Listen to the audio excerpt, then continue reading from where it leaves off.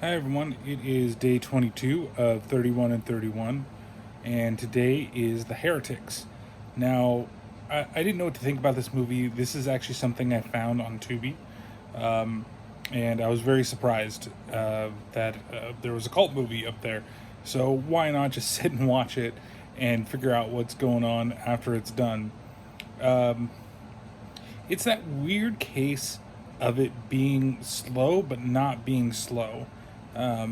It's interesting, but it's just not enough to hold my attention span. To be honest with you, so what's the movie about? I don't know how I can't give away like a tidbit of spoilers for this, so I'm gonna try my best.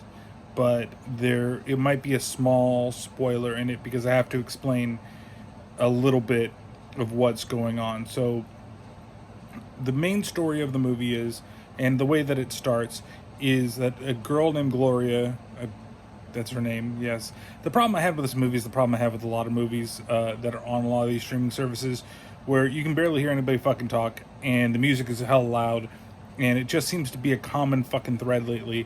And I do like that there was one thing I was playing, Ghost of Tsushima, and this is a total tangent. I was playing that game, and it actually gives you the option to get the sound designed specifically for a fucking sound bar, and it's perfect. I can hear everything. I don't have to turn it up very loud. It's not like dynamic things, and these movie services should be doing something similar. Okay, hands down, because the first half of the movie I couldn't fucking hear. Like, I kept trying to turn it up, and then they would talk lower, and then as they got more frantic with shit, then I could fucking hear them. But nonetheless, sorry, I digress with this one. So, girl gets kidnapped, okay? And she's kidnapped by a cult, and the cult tortures her, and ultimately what they do is they plant a demon in her, supposedly. And when they plant the demon, then she's rescued or released. I didn't quite get which one it was, but I because they all commit suicide, and except for one person that we know of, right? Because she's gone into therapy. I think it's been 5 years since there. She's living with her mom, and she's in a relationship with this girl named Joan, and everything seems to be going right. And Joan says, "I've got something special for your birthday tomorrow." Gives her a little necklace, and then she gets kidnapped by this guy that happens to be a member of the cult. That like his ideals and beliefs got turned around when he saw her. Like, she turned around, and I couldn't believe, how could we do this to someone so beautiful, so beautiful. It's just, it is dumb. But he's no longer a cultist, and basically, he says, well, they're still looking for you, and so I'm going to hold you back, and hold you in this cabin in the woods until tomorrow morning, and you'll be fine, because we don't want this demon to come out, and they're going to complete the ritual, and the demon's going to be freed. So that's the basic premise. There's a couple other things that go on in terms of them looking for them, and is the cult coming back? Will the cult come back? A little bit of things like that. And she starts changing too, and she starts like shedding hair and all this other stuff. And that part, it's interesting. I kind of like that. And even though the ending's a little cheesy, it actually fits this movie rather well. The problem, again, is the pacing and the acting. Acting's not very good. And there's like one scene until they explain to you exactly why this person did what she did.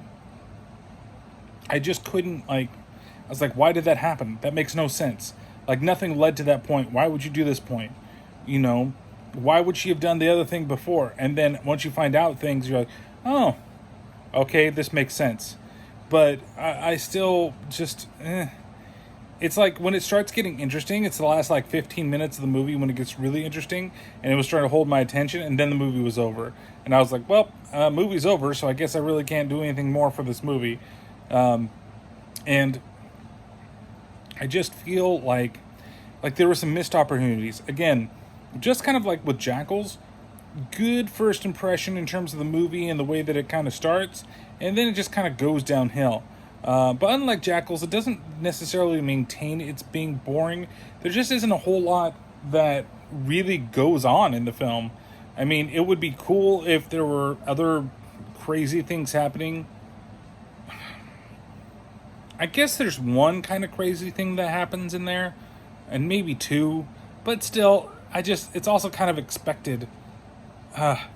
So, I don't know. Maybe it's your cup of tea. It's not something that I would watch again, but it's not terrible. It's not like a 1 out of 5, I'd give it, I'd say it's a 2 out of 5 antler necklaces. It's just there, Nothing strong, nothing super weak, but because it didn't really hold my attention, and I'm already like thinking of yawning as I think about this damn movie.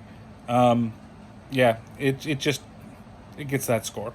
So thank you guys for watching this review. We are just 8 more days until Halloween, to where I can say this whole thing is done, and I can find my last couple of movies for the month.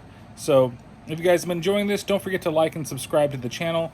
I want to try to work on doing more content for it. This is one of the ways that I can do more content for it, and I'm debating whether or not to actually put the last episode of the podcast as a video podcast at the end of this month, because it's something that we can talk about, and hopefully not get, whatever strikes. So thank you guys again for watching, and don't forget to check all the other videos up there.